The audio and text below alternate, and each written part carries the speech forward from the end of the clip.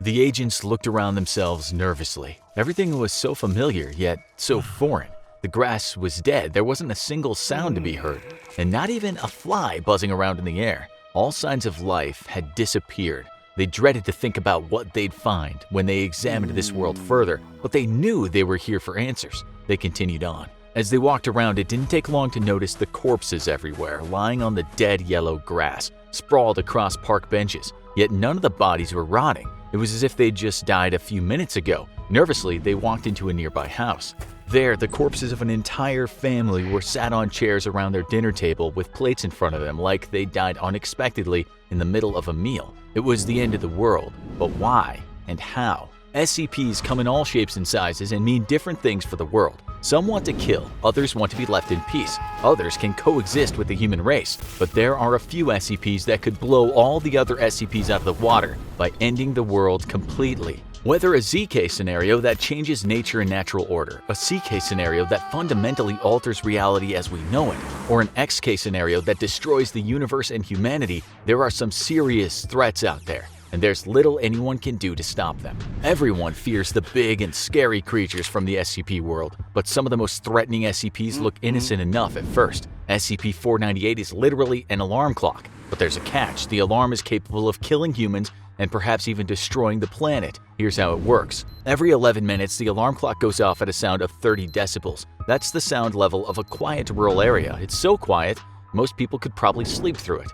But every 10 seconds, the sound increases by 4 decibels. That might not sound like much, but if the alarm is allowed to continue, there's no limit to the devastation it could have. A sound of 150 decibels can burst the eardrums of humans. A sound of 200 decibels is enough to kill a person. Meanwhile, a sound as loud as 1100 decibels could destroy the world, because it would create so much energy that it could create a black hole larger than the universe. With an increase of 4 decibels every 10 seconds, it would take only a few minutes to reach that point. The Foundation has attempted to destroy 498 to bring its danger to the world to an end, but so far the attempts haven't been successful. Instead, the only remaining solution is to ensure the snooze button is hit every 11 minutes until the end of time. It doesn't leave much room for error, and things haven't always gone to plan. The Foundation used to rely on a mechanical arm to automatically hit the snooze button, but one day the arm malfunctioned. Foundation personnel needed to step in and hit the button themselves until a new mechanical arm could be made. It sounds simple, but it wasn't.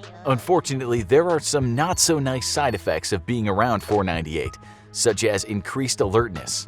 One of the agents charged with guarding 498 became angry and aggressive and started arguing with the other agent in the room who was trying to reset the clock. As they argued, 498 still hadn't been reset and was beginning to make more noise. Whenever the sane agent tried to move and reset the device, the rogue agent would hit him to keep him away. After 2 minutes passed, the noise level became so high that the personnel were in pain, and the camera filming the whole thing began to vibrate from the acoustic stress. Still, the rogue Foundation member didn't want to let anyone near the alarm clock to put this all to an end. Eventually, another officer came in and managed to shoot the rogue agent and activate the emergency switch to alert the Foundation, but at this point his eardrums had ruptured and he was about to collapse. He failed to turn off the alarm. A while later, a containment team arrived to find the original good agent lying beside 498 with blood pouring out of his ears in a robotic state. He was lying barely conscious on the floor but repeatedly pressing the reset button. At some point, he'd managed to turn off 498 before it could do further damage and destroy the world. Both the officer and the agent survived the incident, but much stricter procedures were put into place for the future.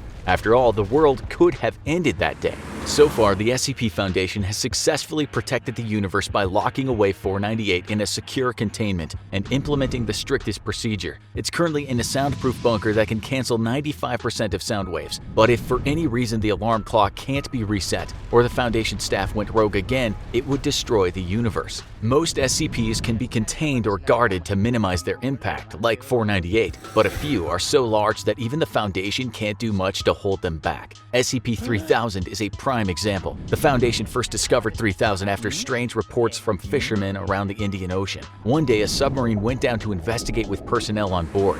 and they couldn't believe what they found. Deep underwater, they found an enormous eel-like creature. It must have been hundreds of kilometers long, and its head alone was unbelievably large. But the scariest part of all was its eyes illuminating the darkness. There was also a strange gray liquid surrounding 3000. The closer the submarine got to 3000, the stranger they began to feel. The doctor on board started sweating, exhibiting anxious behaviors and whimpering. Nobody could make much sense out of what the man was saying, but he repeatedly talked about seeing darkness and nothingness. As the submarine reached the eel, the doctor became totally insane, smashing his head against the submarine window until the glass smashed. The mission had to quickly return back up to the surface, but the doctor died. Nobody was sure what had happened, but it was suspected 3000 has an impact on the cognition of humans. On a later mission, 3 divers went down to find out more about 3000. Tragically, 3000 swallowed 2 of the divers and emitted more of the gray liquid. Fortunately, one of the divers managed to send a sample of the strange liquid up to the surface before also dying. It turned out that the stuff was a powerful amnestic called Y909 that causes confusion, panic, and memory alteration.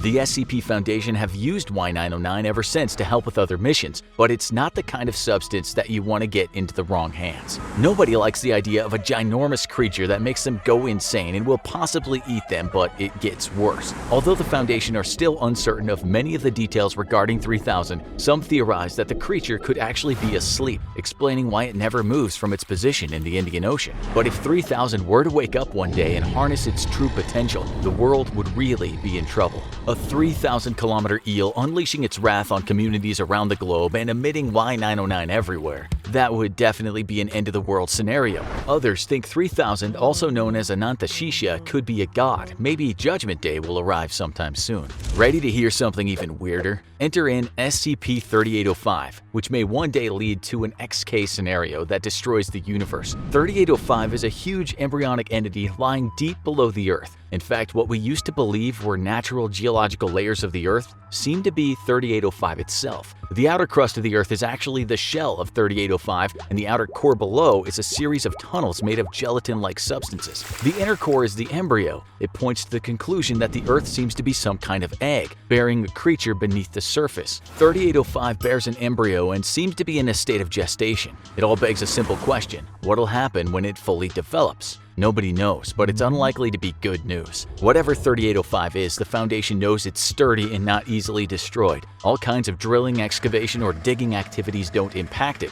However, in some places, interfering with or provoking 3805 seems to make it spawn. In past expeditions or experiments, when personnel have drilled into 3805, it causes dark purple dust clouds filled with stars to form. As soon as the external stimulation that created the spawning stops, these dust clouds also stop, so they might be some kind of defensive mechanism. Currently, there are 2 spawns of 3805 above the ground that nobody has managed to disperse. They form their own passageways and offer entry into 3805. A few brave personnel have attempted to take expeditions to seal the tunnels to 3805, and others have accidentally stumbled across it in oil drilling or similar operations. They reported seeing dark liquid, tentacles, and the joints of a creature. While some escaped alive, others were less lucky. It seems that 3805 absorbed them. Unfortunately, it's difficult to collect much information about 3805 because of its location. The high temperatures that deep into the core of the Earth make it difficult to actually get anywhere near it. But ultimately, it seems like humanity is at the mercy of this insentient, sprawling being below the ground. It's just a waiting game until one day 3805 hatches or breaks out of the ground and takes the world for itself. Perhaps it will absorb everything and everyone on the surface. Worryingly, oil drilling operations appear to have awakened the beast already, and the spawn now on the surface of the Earth puts human life in grave danger.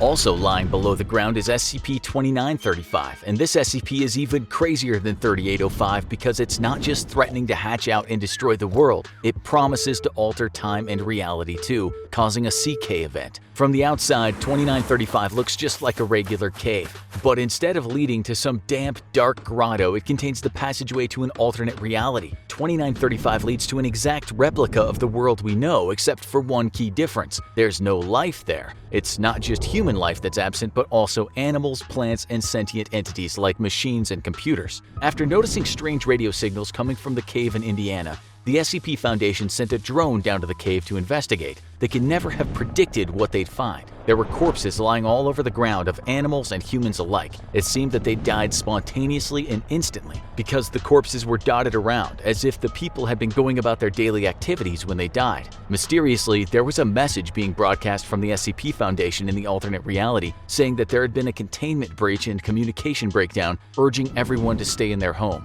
The Foundation sent teams to find out more and collect samples. They arrived to find the area almost exactly the same as the world on the other side of the cave, but with all life gone. Even the most dangerous SCPs from the Foundation had died. The samples they took revealed some surprising facts. Each organism had suffered 100% cell death, explaining why the corpses weren't rotting. Judging by the date on a newspaper found there, this had happened on the 20th of April 2016, or a few days before the team arrived. But what or who had killed everyone? On a later mission, even stranger things started happening. One of the personnel, Agent Keller, was exploring a Foundation site in the alternate reality when he sent out an ominous message to the rest of the team. He told them to seal the cave and detonated the building where he was, killing himself and the rest of his men. Incidentally, Keller's corpse from the alternate dimension was the only one decomposing. This is where things get complicated. It turned out that Keller had found an encrypted message written by an alternate dimension Keller who had set out on a mission to a different alternate dimension after detecting strange radio signals from the cave. But when this alternate dimension Keller returned, he found every living thing in his own dimension dead.